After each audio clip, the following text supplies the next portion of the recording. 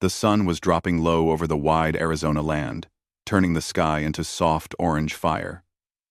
The rancher named Daniel Brooks rode slowly across the dry grass with his hat pulled low to block the bright light. He had spent the whole day checking fences, following stray cattle, and finding missing tools that his young ranch hands kept forgetting.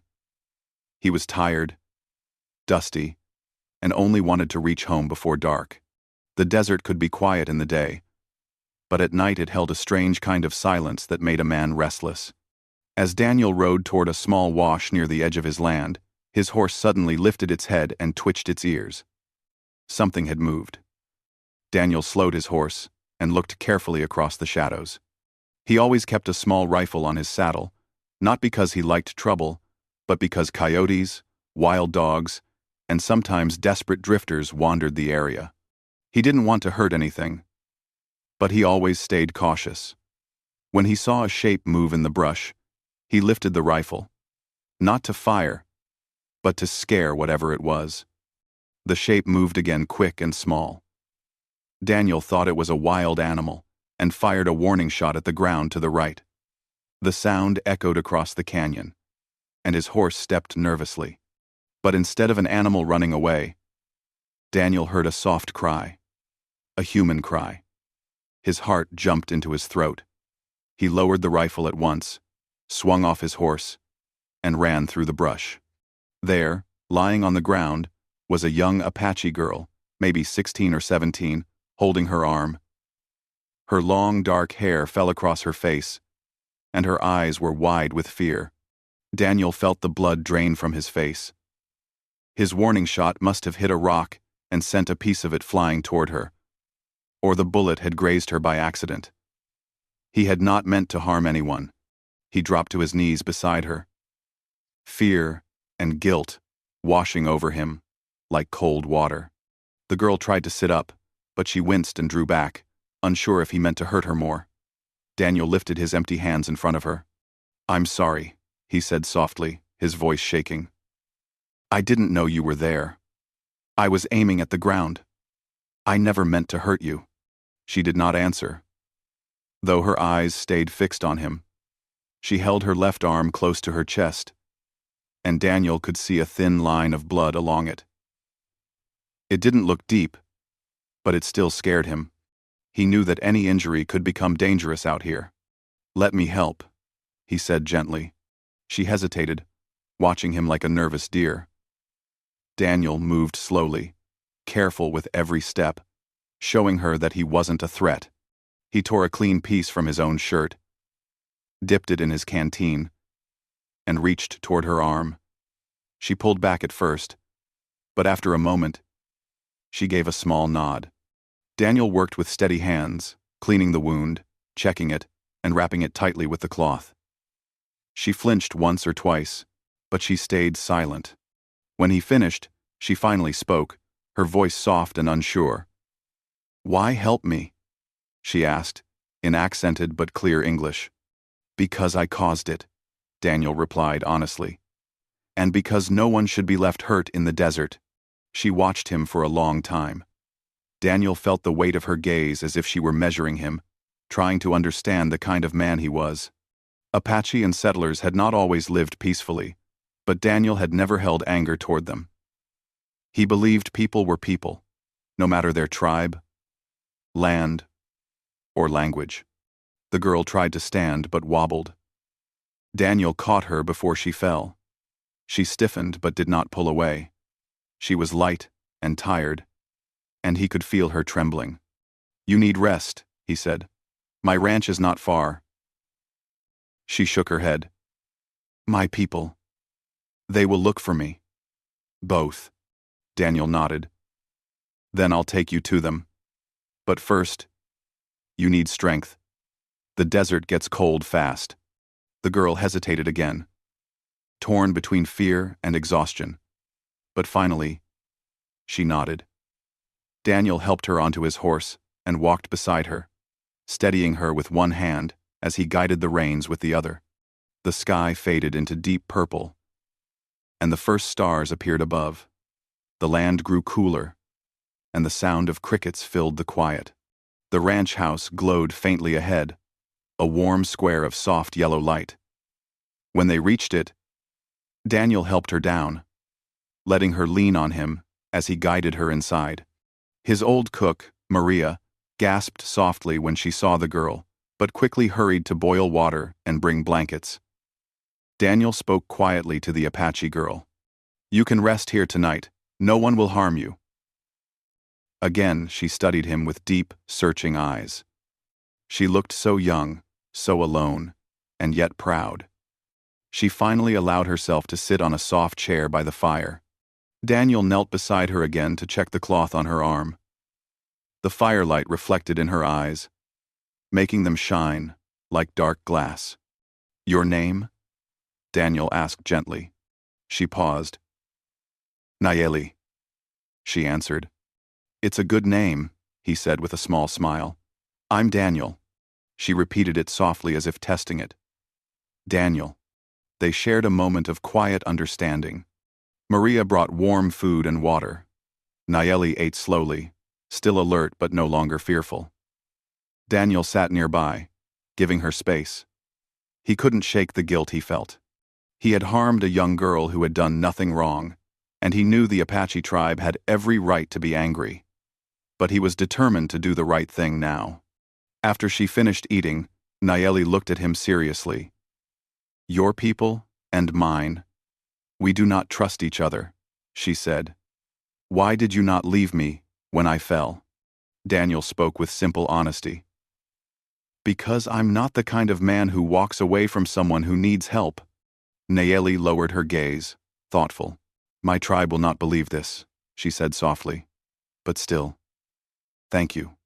Daniel dipped his head respectfully. "I'll take you home at dawn." But Nayeli shook her head. "They will come here before morning." Daniel's eyes widened. "Here? They will track me." "They always find their own raid." He suddenly felt the weight of what was coming. A group of Apache warriors riding onto his land and seeing their young woman in his home, it could turn dangerous, even deadly. But Daniel knew he couldn't turn her out. He would face whatever came.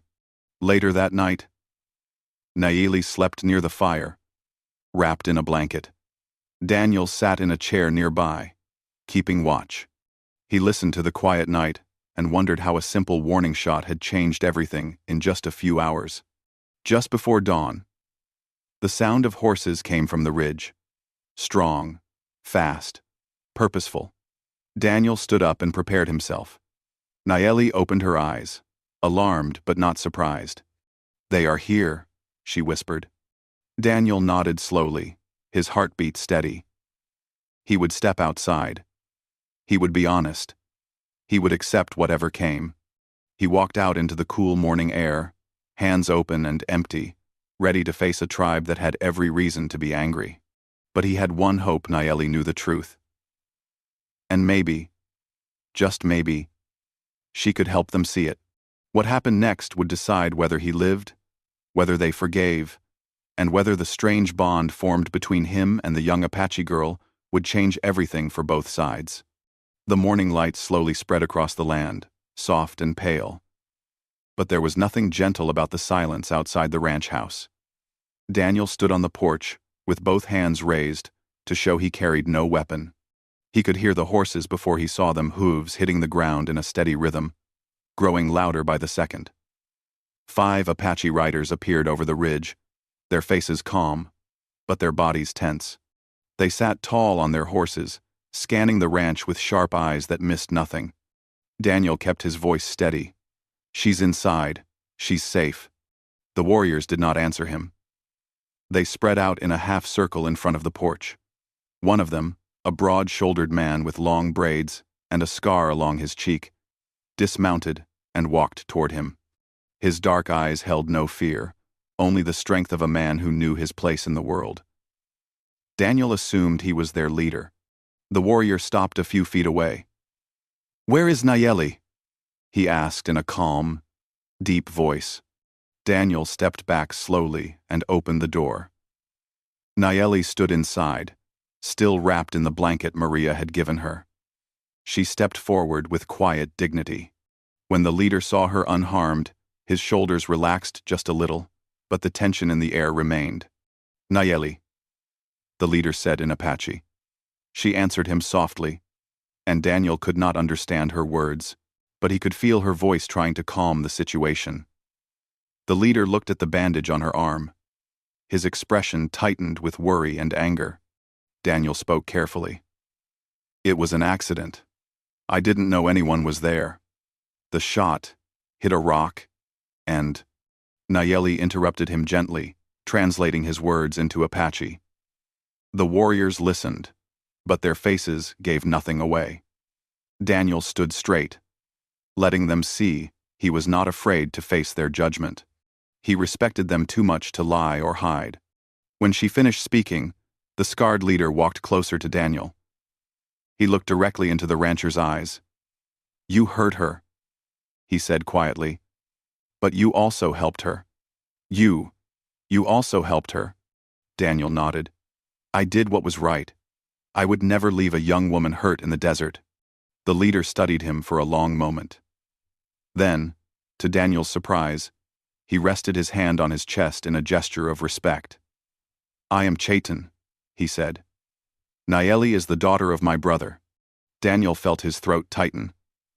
The situation was even more serious than he had thought. She was family to a man of importance. If anything had happened to her, everyone would have blamed him. Chaitan looked again at Nayeli's bandaged arm. "You cleaned the wound?" "Yes," Daniel answered. "I did everything I could." Chaitan nodded once, slowly, but Daniel could see a storm still turning behind his calm eyes. Apache families were tightly bound by honor and duty. He needed to understand exactly what had happened. Chaitan turned to Nayeli and spoke again in their language. Nayeli answered with steady words and lifted her bandaged arm so he could see the cloth. She then placed her hand over her heart and pointed gently at Daniel. Her gesture was clear. Even without translation, she was telling them he had protected her. The other warriors murmured softly among themselves. One of the younger warriors stepped forward and examined the ground near the porch. He looked at Daniel and pointed at the horse tracks leading from the desert to the house. "You carried her here?" the young warrior asked. "She couldn't walk," Daniel replied. The young warrior nodded slowly, the respect in his eyes growing stronger. Chaitan finally spoke again. "You did not run. You did not hide. This shows strength." Daniel felt a quiet relief, but the moment was not over yet. Chaitan looked at Nayeli once more. She stepped forward, lifting her chin. "He helped me," she said in English this time. "He saved me from the cold night. He made food. He watched over me." Daniel felt a strange warmth in his chest.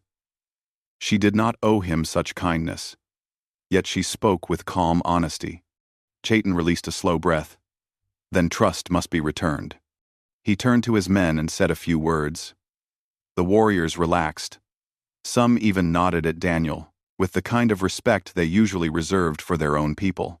Chaitan then surprised Daniel again. "You will come with us," he said. Daniel blinked. "Come with you?" "To return her properly," Chaitan explained. "It is our way. The one who heals must stand with the one who was hurt. It shows honor." Daniel had not expected that. He thought they would take Nayeli and leave. He looked at Nayeli, and she gave a small nod. "It will be safe," she said softly. Daniel saddled his horse again. Before he mounted, Maria came to him, worried but trying not to show it. "Be careful," she whispered. "But I think they see your heart." Daniel squeezed her hand gratefully and rode out with the Apache riders. Nayeli rode beside him on a horse one of the warriors had brought. She held the reins lightly, though Daniel could tell she was still tired. The ride was long and silent at first. Daniel kept pace with Chaitan, feeling every eye on him. But after some time, Nayeli rode a little closer. "You were brave," she said softly. "I just wanted to make things right," Daniel answered. She smiled a small, gentle smile that softened her tired face. Not many settlers would help an Apache girl. Not many Apache girls would trust a rancher, he replied with a light tone. She lowered her eyes but smiled again. They reached the Apache camp by late morning. Smoke from small fires lifted into the sky. Children played near the lodges, and women worked quietly. But when they saw Nayeli, everything stopped. A wave of relief spread through the camp like warm wind. Nayeli's mother rushed forward and held her tightly. The woman then turned to Daniel, her eyes full of both gratitude and caution. Chayton spoke to her quickly in their language, explaining all that had happened. The mother touched Daniel's arm gently in thanks before guiding Nayeli inside a large lodge to rest. Daniel waited outside with Chayton. The camp watched him with open curiosity. He stood calm, letting them see he meant no harm. After a while, Chayton spoke. "You could have left her. Many would." "I couldn't," Daniel said simply. Chayton nodded and motioned for him to sit by the fire. They shared a quiet meal. Elders came to examine Nayeli's arm and confirmed that the wound was small and healing well. Their relief softened the air around the camp. Later, as Daniel prepared to head back, Nayeli came out of the lodge. Her arm was rewrapped neatly, and her mother stood proudly beside her. Nayeli stepped toward Daniel. "You showed kindness," she said softly. "My tribe will remember." Daniel tipped his hat. "I'm glad you're safe." Nayeli hesitated, then reached out and pressed her hand to his arm, a small gesture, but full of meaning. Gratitude. Respect. A silent connection formed through danger and mistakes. Chayton stepped forward. "You leave our land as a friend," he said. "If ever you need passage or help, speak Nayeli's name. It will open doors." Daniel nodded, honored. "Thank you." He mounted his horse. Nayeli watched him, her eyes calm and warm in the morning light. "You amazed our people today," Chayton said as Daniel turned to leave. Daniel rode back toward his ranch, feeling the desert air lighter than before. He had set out the previous day, tired and alone. He returned with a story that would stay with him for the rest of his life.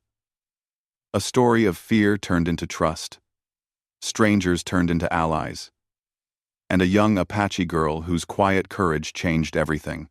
He knew he would see that tribe again someday, and when he did, he hoped Nayeli would still look at him with the same calm respect she had shown that morning.